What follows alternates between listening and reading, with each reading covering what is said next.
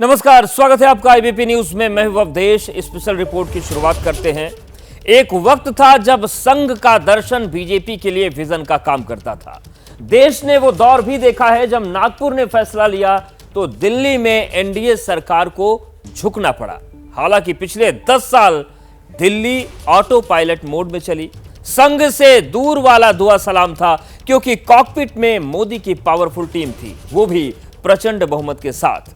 मगर अब की बार गठबंधन सरकार के गठन के बाद नागपुर से लेकर जयपुर तक संघ आक्रामक मुद्रा में है, और इस बार निशाने पर विपक्ष नहीं बीजेपी है। वही बीजेपी जो संघ की विचारधारा से पैदा हुई। सवाल यह है कि राम के नाम पर बीजेपी को आईना क्यों दिखाया जा रहा है? क्या संघ कुछ बड़ा सोच रहा है? क्या आगे का कोई प्लान तैयार हो चुका है?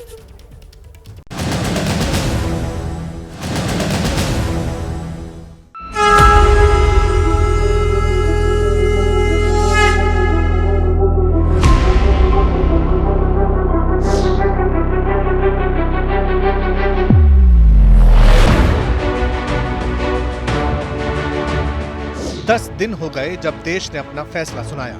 लोकसभा में कौन रहेगा, सत्ता कौन संभालेगा, सब क्लियर हो गया। पीएम मोदी विदेश यात्रा पर गए, G7 ग्रुप में नेताओं से मुलाकात की, गले मिले। लेकिन दूसरी ओर भारत में शुद्ध देसी सियासत की कढ़ाई अब भी गर्म है। आरोप प्रत्यारोप का छौंक लग रहा है। पता नहीं कौन क्या और किसके लिए बना रहा है सियासी व्यंजन। जिस पार्टी ने भक्ति की, अहंकार आया, उसको 241 पर रोक दिया, पर सबसे बड़ी बना दी। आरएसएस तो बीजेपी के रिश्ते में खटास जरूर आई है। राम सबके हैं, राष्ट्र सबका है, और हम आपस में भी सबके हैं। कह रहे हैं वो अपना समझे कि उनकी क्या गति रहेगी, अब क्या गति होगी। अहंकारी, अहंकार, भगवान राम, विचित्र न्याय, सबसे बड़ी पार्टी, पूरा हक नहीं, 241 पर रोका, आनंददायक न्याय। एक तरफ ये शब्द और दूसरी ओर सेवक, अहंकार, प्रतिपक्ष, मर्यादा, असत्य, सहमति, मणिपुर। अब दोनों में कुछ कॉमन दिखा। बिल्कुल सही पकड़ा आपने, अहंकार। अब इन शब्दों को बयानों के शक्ल में सुन लीजिए। जिस पार्टी ने भक्ति की, अहंकार आया, उसको 241 पर रोक दिया, पर सबसे बड़ी बना दी। जिनके अंदर राम की अनास्था थी, अश्रद्धा थी, और उनको सबको मिलकर 234 पर रोक दिया। मर्यादा का पालन करके जो चलता है वो कर्म करता है, लेकिन कर्मों में लिप्त नहीं होता। उसमें अहंकार नहीं आता कि मैंने किया, और वही सेवक कहलाने का अधिकारी रहता है। 3 दिन में दूसरी बार, जी हाँ, दूसरी बार संघ की तरफ से, संघ के नेता की तरफ से सरकार को आईना दिखाने की कोशिश की। जो बात नागपुर में मोहन भागवत ने दबी जुबान में कही, उसे जयपुर में खुलकर इंद्रेश कुमार ने दोहरा दिया। जिस पार्टी ने भक्ति की, अहंकार आया, उसको 241 पर रोक दिया, पर सबसे बड़ी बना दी।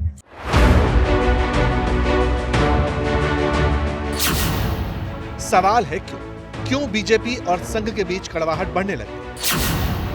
क्यों संघ के नेता खुलकर बीजेपी नेताओं की आलोचना कर रहे हैं?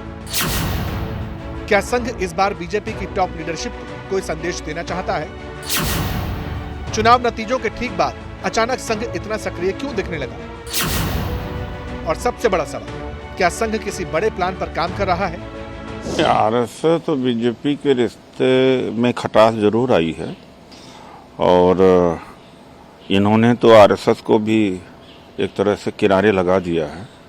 जागी रही भावना जैसी प्रभु रथ देखी तीन तैसी। जो कह रहे हैं वो अपना समझे कि उनकी क्या गति रहेगी, अब क्या गति होगी। जब तक इन सवालों के जवाब तलाशे जाते, इंद्रेश कुमार के बयान पर घमासान मच गया। पक्ष विपक्ष तटस्थ सब संघ बनाम बीजेपी वाली वैचारिक खटपट में गोते लगाते दिखाई दिए।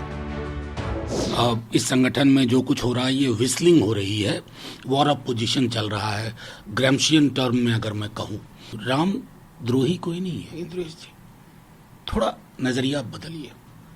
मर्यादा पुरुषोत्तम की उस छवि को हम मानते हैं जैसे बापू मानते थे। बाकी हो ये हैं वही जो राम रचि राखा।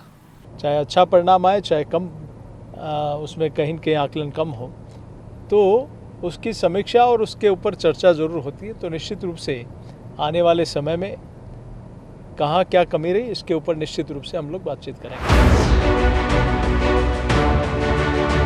मोदी सरकार के पिछले 10 साल और इस बार मोदी सरकार के 10 दिन, इन दोनों को कंपेयर करके देखेंगे तो पता चलेगा कि प्रचंड बहुमत और गठबंधन सरकार का चाल चरित्र चेहरा कैसा होता है। मोदी सरकार के बहुमत वाले 10 साल में न तो पार्टी के अंदर से न ही संघ की तरफ से कभी मुखर आलोचना हो या फिर खुले मंच पर असहमति जताई, लेकिन अब होने लगी, वो भी सबके सामने। सवाल है, ऐसी सिचुएशन के पीछे की वजह क्या संघ को बीजेपी से स्कोर सेटल करने का मौका मिल गया?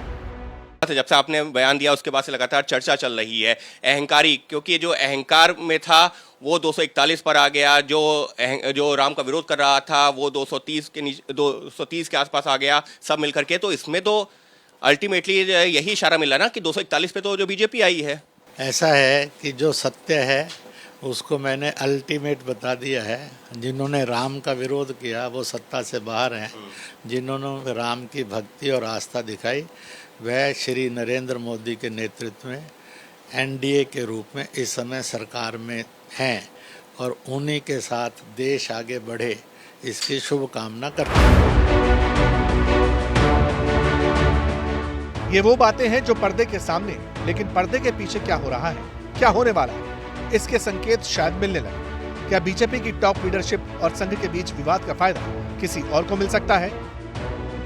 इन खबरों पर चर्चा आगे बढ़ती इससे पहले एक और हेडलाइन आ गई। आरएसएस चीफ मोहन भागवत गोरखपुर पहुंच गए। योगी आदित्यनाथ से उनकी मुलाकात हो सकती है। कहने को तो ये शिष्टाचार मुलाकात होगी, लेकिन राजनीतिक गलियारों में इसके मायने लगाए जाने लगे। कलह का दूसरा चैप्टर यूपी बीजेपी में भी दिखने लगा। मंथन, मीटिंग और आरोप प्रत्यारोप का दौर भी शुरू हो गया। पश्चिमी उत्तर प्रदेश से लेकर के पूर्वांचल तक और अवध से लेकर बुंदेलखंड तक हार की समीक्षा की जाने लगी। चर्चा होने लगी कि बीजेपी हारी या हराई गई या फिर हुआ भीतरघात। हालांकि चर्चा का केंद्र इस वक्त संघ बनाम बीजेपी के बीच वैचारिक मतभेद का है, जो धीरे धीरे मनभेद में बदलता जा रहा है।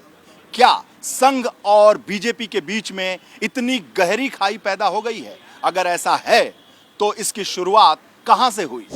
अब जब सरसंघ चालक के रूप में मोहन राव भागवत जी कोई बात कहते हैं तो एक बड़ी बात है और उसका संदेश बहुत गहरे जाता है, गहरे जाना भी चाहिए कि जो भी संस्कार में संशोधन अपेक्षित है वो भाजपा में राजनीतिक क्षेत्र में काम कर रहे कार्यकर्ताओं को उनका संदेश है कि वो लोग ध्यान में रखें कि संघ क्या चाहता है। बीजेपी के लिए सवाल तो है, घर के अंदर भी, साथियों के भी, और विपक्ष तो मजबूत है ही। लेकिन कहते हैं ना, हर अंत में एक आरंभ छिपा है। आगे विधानसभा चुनाव में जाना है, बीजेपी को वक्त रहते कोर्स करेक्शन करना होगा, वरना जिस तरह की हालत लोकसभा चुनाव में दिखी, अगर ऐसा ही रहा, साथी रूठे रहे, तो स्टेट में भी वैचारिक संकट दिखाई पड़ सकता है। अंतर्कलह सिर्फ बीजेपी और संघ के बीच नहीं बल्कि एनडीए के साथी दलों के बीच भी दिखाई देने लगा है और इसका सबसे नया उदाहरण महाराष्ट्र है। इस साल के आखिर में 288 सीटों वाले महाराष्ट्र में चुनाव होने हैं और अभी वहां पर महायुति यानी कि एनडीए की सरकार है। एकनाथ शिंदे, अजित पवार और बीजेपी मिलकर सरकार चला रहे हैं। लेकिन लोकसभा चुनाव के नतीजे और मंत्रिमंडल बनने के बाद से एनडीए के पार्टनर्स में शायद सब कुछ ठीक नहीं है। अब तो बात आरोप प्रत्यारोप तक आ गई है। ऐसे में सवाल है कि क्या महाराष्ट्र चुनाव से पहले महायुति में टूट पड़ जाएगी? जिस पार्टी ने भक्ति की, अहंकार आया, उसको 241 पर रोक दिया, पर सबसे बड़ी बना दी। जिनके अंदर राम की आस्था थी, अश्रद्धा थी, और उनको सबको मिलकर 234 पर रोक दिया। तो क्या जो बात अब तक विपक्ष कह रहा था, उन्हीं बातों को संघ की तरफ से दोहराया जा रहा है? कांग्रेस ने जिस नतीजे को प्रभु की लीला कहा, उसे संघ न्याय क्यों कह रहा है? सवाल तो इससे आगे का भी है, खासकर महाराष्ट्र के संदर्भ में, क्योंकि संघ ने यहां भी बीजेपी को आड़े हाथों लिया। हेडलाइन पर गौर करेंगे तो पता चलेगा कि अब संघ ने बीजेपी के फैसलों को भी चुनौती देना, उसका डायसेक्शन करना शुरू कर दिया। आरएसएस के माउथपीस ऑर्गेनाइजर में संघ के सदस्य रतन शारदा ने लेख लिखा। इसी के हवाले से खबर छपी कि महाराष्ट्र सरकार में अजित पवार को शामिल करने का फैसला गलत था। इस फैसले की वजह से उन बीजेपी कार्यकर्ताओं को झटका लगा जो कांग्रेस की आइडियोलॉजी के खिलाफ लड़ रहे थे। लेट एंट्री वालों के लिए अच्छे नेताओं की अनदेखी की गई। लोकल लीडर्स की बजाय दल बदलुओं को उम्मीदवार बनाया गया। पार्टी मोदी जी के ऑरा को देख रही थी, मगर जनता की आवाज नहीं सुन रही थी। ऑर्गेनाइजर में यह तक लिखा गया कि बीजेपी की ब्रांड वैल्यू कम हो गई और अब वो पार्टी विदाउट डिफरेंस बन गई। हमारे पहले में आए 2 सीट, अब उससे कैसे आप बोल सकते हैं कि 48 सीटों पर परिणाम हुआ। हमको तो 2 ही सीट मिले सही मायने में लड़ने के लिए, मगर ये देश में दूसरे राज्यों में भी तो ये हुआ है, जैसे यूपी। तो उसके कारण जो है ये सिर्फ अजीत पवार गठ ये है, ये कहना मैं वाजिब नहीं समझता हूँ। अब जरा महाराष्ट्र में हो रहे सियासी घमासान की क्रोनोलॉजी समझ लीजिए। पहले एनसीपी को मोदी सरकार में कैबिनेट मिनिस्टर का पद नहीं मिला, फिर संघ ने अजित पवार का नाम लेकर बीजेपी के अलायंस पर सवाल उठाए और अब छगन भुजबल ने बीजेपी पर आरोप मढ़ने शुरू कर दिए। इतना ही नहीं, इसमें सीएम शिंदे का वो बयान जोड़ लीजिए जिसमें उन्होंने कहा था कि 400 पार वाले विपक्ष के नैरेटिव से नुकसान हुआ। कुछ फॉल्स नैरेटिव सेट करने की वजह से ये कुछ जगह पर हमें नुकसान हुआ है। महाराष्ट्र में भी नुकसान हुआ है। संविधान बदलेंगे, ये होगा, रिजर्वेशन जाएगा, फलाना होगा, कुछ भी नहीं होने वाला था। लेकिन 400 पार वाला आंकड़ा जो है उसके वजह से लोगों के दिमाग में एकदम ऐसी बात हो गई कि ये सब आगे जाके कुछ गड़बड़ होगी। लेकिन मोदी जी को देश की सेवा करने वाले हैं। मोदी जी ने अपना जीवन जो देश को समर्पित किया है, और 10 साल में एक भी छुट्टी नहीं लेने वाला प्रधानमंत्री कौन है? तो उनका नाम नरेंद्र मोदी जी है। तो क्या ये मान लिया जाए कि महाराष्ट्र विधानसभा चुनाव की तैयारियां शुरू हो गईं? अब की बार महायुति में दरार, सब अकेले चलेंगे सरकार। महाराष्ट्र में बीजेपी के नेता तो लोगों को महाआघाड़ी से आगाह भी करने लगे। महाविकास आघाड़ी के सांसद इनके घर के सामने खड़े रहेंगे, ये खटाखट निकालो, आपने झूठ बोल के वोट किया है महिलाओं का, मेरी बहनों को झूठ बोला है। तो ये जो काम इन नेताओं ने किया है, हम जाएंगे महिलाओं के साथ बातचीत करेंगे, हम मेरी बहनों के साथ बातचीत करेंगे, हम आदिवासी समाज में जो झूठ फैला है वहां भी जाएंगे, महाराष्ट्र के समाज में भी हम जाएंगे, हम पूरे महाराष्ट्र में घर घर जाएंगे। भारतीय जनता पार्टी फिर एक बार घर छोड़ो अभियान करेगी और झूठा बताया गया उसको पर्दाफाश करेगी। तो बीजेपी पूरी तरह से हार गई है। मोदी जी हार गए हैं, अमित शाह हार गए हैं, वाराणसी में नरेंद्र मोदी हार गए हैं, और भगवान सब देख रहा है। जहां जहां प्रभु श्री राम का वास्तव्य रहा, वो सभी पवित्र भूमि पर अहंकार का पराभव हुआ है। हालांकि जिस दौरान महाआघाड़ी बनाम महायुति हो रहा था, उसी दौरान उद्धव ठाकरे भी आने वाले चुनाव के लिए एकला चलो वाली स्ट्रेटेजी के संकेत दे रहे थे। सारे 288 सीट पे हम ही लड़ रहे हैं, सो दैट हमारे सारे कार्यकर्ता काम पे रहें और निष्ठावंत रहें और बिल्कुल हाथ से हाथ मिलाकर काम करते रहे। जिस एरिया से अगर शरद पवार जी की पार्टी लड़ती है, कांग्रेस पार्टी लड़ती है, हमारे निष्ठावंत कार्यकर्ता उनके साथ लगे रहें और उनकी भी जीत हमारी जीत होगी, क्योंकि महाविकास आघाड़ी का अहम भूमिका हम सब एक साथ निभा रहे हैं। जब बयानों में धार आने लगे, साथियों पर ही सवाल उठने लगे, तो समझ लीजिए कि बात चुनाव की है। महाराष्ट्र में इसी साल के आखिर में चुनाव होने हैं। अब महायुति हो या फिर इंडिया अलायंस वाली महाआघाड़ी, साथियों को साथ लेकर चुनाव लड़ने वाली नाव हिचकोले खाने लगी है। कौन किसके साथ कहां तक जाएगा, कहीं ये सीट शेयरिंग के लिए दबाव तो नहीं, ये भी जल्द पता चल जाएगा। और अब बात करते हैं नीट परीक्षा के, जिसको लेकर देश का और सियासत का माहौल गर्म है। देश के अलग अलग इलाकों में विरोध प्रदर्शन का दौर चल रहा है। कांग्रेस ने मोर्चा खोल दिया है और परीक्षा रद्द करने की मांग की है।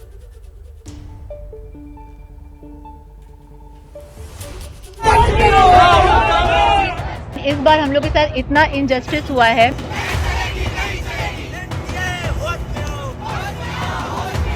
स्टूडेंट्स को जस्टिस चाहिए।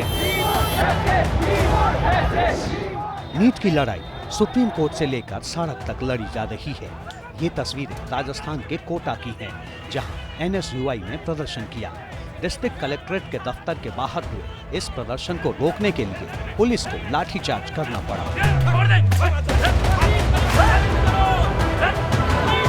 प्रदर्शन की ऐसी ही तस्वीरें देश के कई हिस्सों से आई। हर तस्वीर और सीधे प्रभावित छात्रों की बात आपको सुनाएंगे, लेकिन पहले बात उस विवाद की जो खत्म होने का नाम नहीं ले रहा।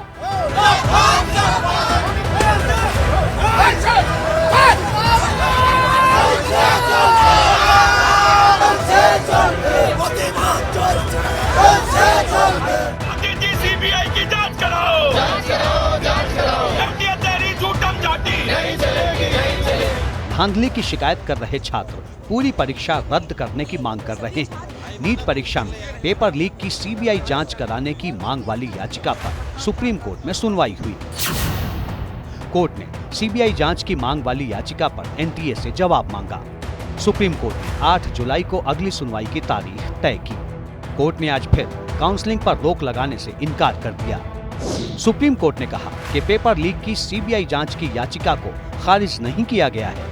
वहीं आज कोर्ट में एनटीए की तरफ से दायर उस याचिका पर भी सुनवाई हुई, जिसमें नीट से जुड़ी सभी याचिकाओं की सुनवाई सुप्रीम कोर्ट में ही करने की मांग की गई है। कोर्ट ने इस मामले में याचिका दायर करने वाले छात्रों से जवाब मांगा है। इस मामले की सुनवाई भी 8 जुलाई को होगी।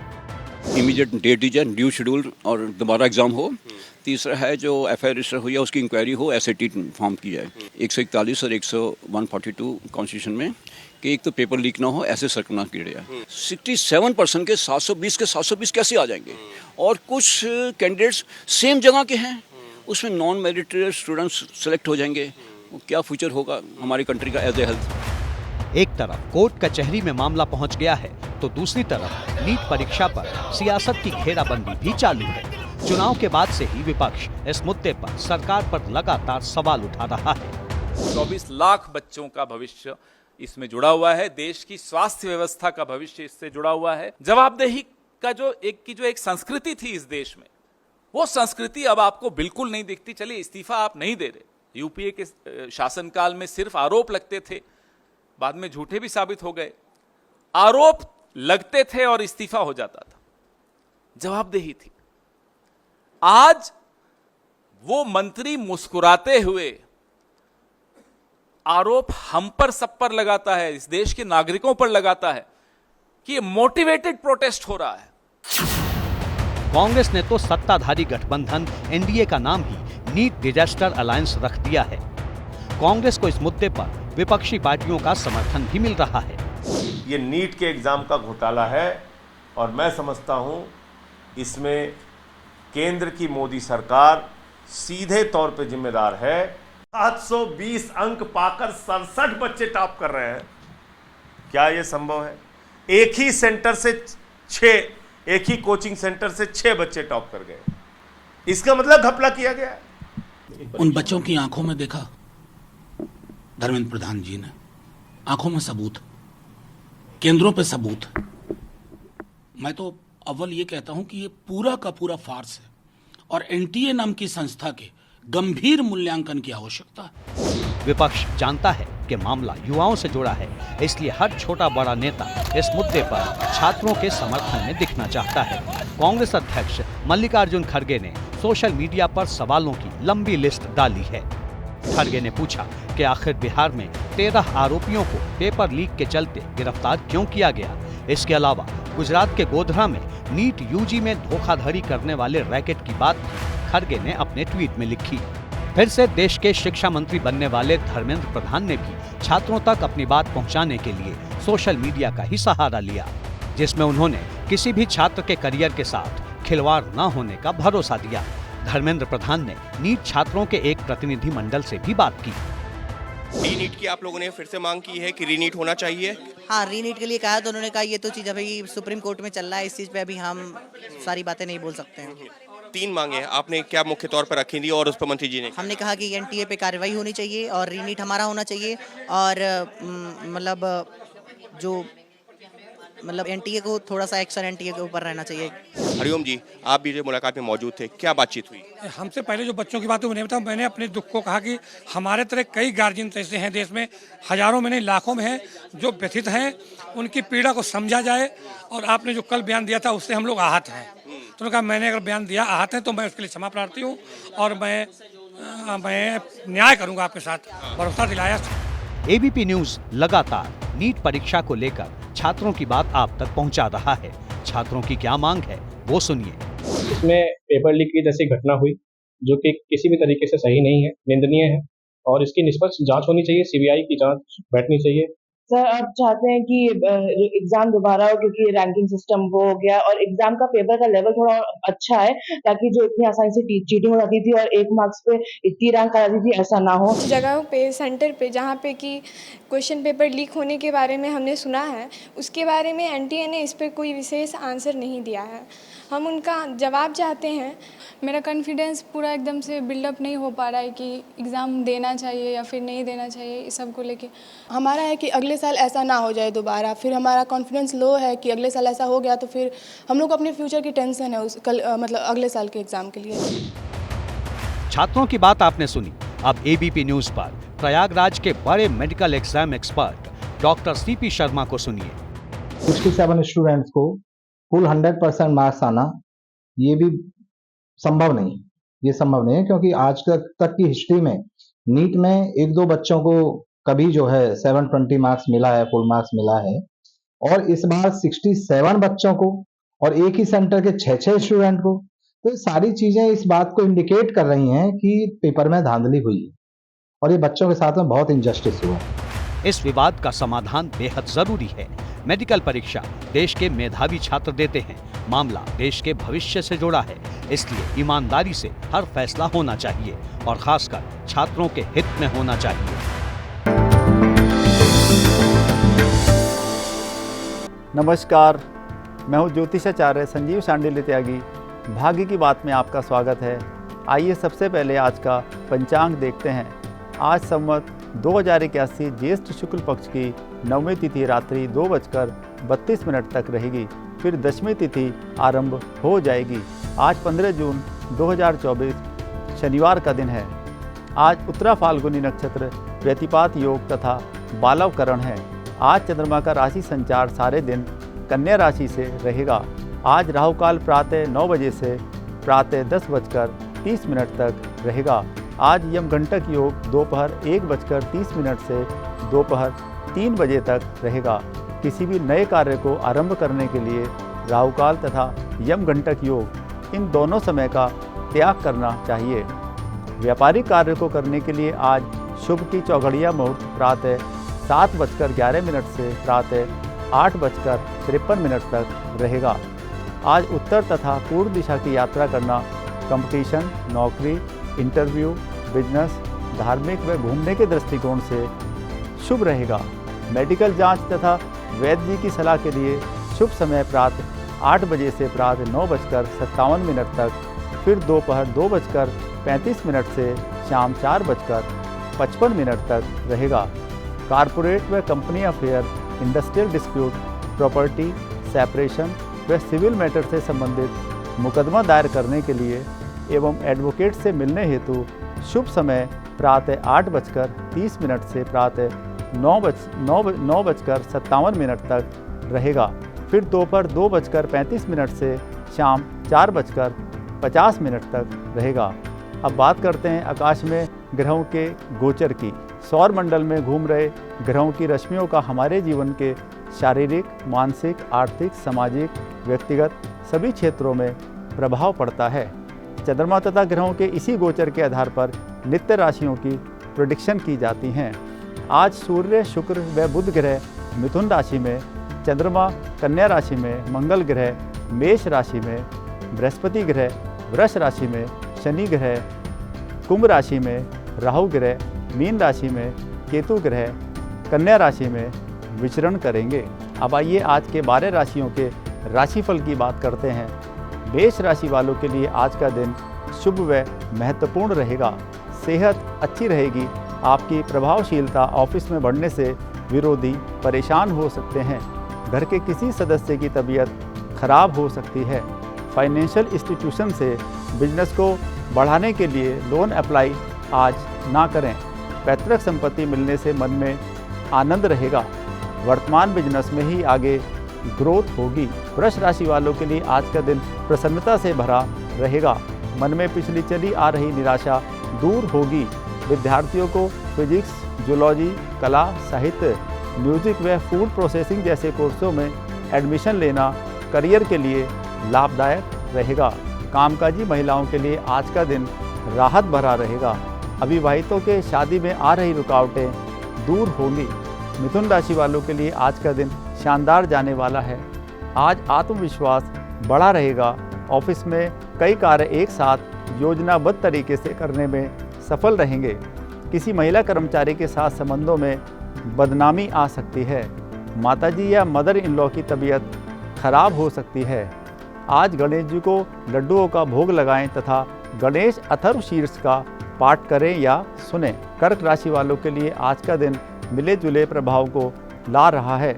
शारीरिक सेहत ठीक रहेगी, लेकिन मनोस्थिति कमज़ोर रह सकती है। ऑफिस में दुस्साहस दिखाने का प्रयास आपके लिए अच्छा नहीं होगा। छोटा भाई किसी ड्रग जैसे व्यसन में फंस सकता है। मार्केटिंग करने से विशेष अर्थ लाभ हो सकता है। पारिवारिक सदस्यों में आपसी सद्भाव के लिए रुद्राभिषेक कराना शुभ रहेगा। सिंह राशि वालों के लिए आज का दिन मिश्रित प्रभाव को ला रहा है। सेहत अच्छी रहेगी, लेकिन आत्म केंद्रित होना आपके लिए शुभ नहीं होगा। राशि से दूसरे घर में केतु ग्रह के साथ चंद्रमा के होने से आज वाणी से संयम हट सकता है। पारिवारिक सदस्यों पर क्रोधित हो सकते हैं। माताजी या मदर इन लॉ के साथ वैचारिक मतभेदों को दूर करना उचित रहेगा। कन्या राशि वालों के लिए आज का दिन सावधानी व संयम से बिताने का दिन है। राशि में केतु ग्रह के साथ चंद्रमा के होने से एंग्जाइटी व घबराहट हो सकती है। कार्यस्थल पर धैर्य खो सकते हैं। सूर्योदय से पहले उठकर योग व मेडिटेशन करने से मन शांत तथा रिलैक्स रहेगा। किसी सरकारी टेंडर को भरने का उचित समय नहीं है। तुला राशि वालों के लिए आज का दिन मिश्रित प्रभाव को ला रहा है। स्वास्थ्य अच्छा रहेगा। मनोबल तथा उत्साह बढ़ा रहेगा। ऑफिस में अपनी बौद्धिक क्षमताओं के कारण दूसरों के दृष्टिकोण को समझने में सफल रहेंगे। उचित खान पान व डेली योग साधना आपके जीवन में सकारात्मक बदलाव ला सकता है।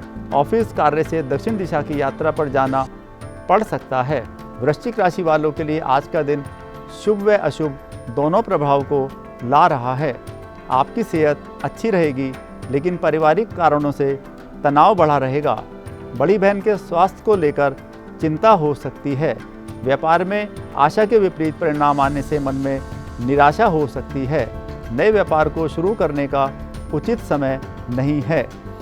भविष्य में प्रॉपर्टी में निवेश भविष्य में लाभ दे सकता है। धनु राशि वालों के लिए आज का दिन एक दो बातों को छोड़कर शुभता से भरा रहेगा।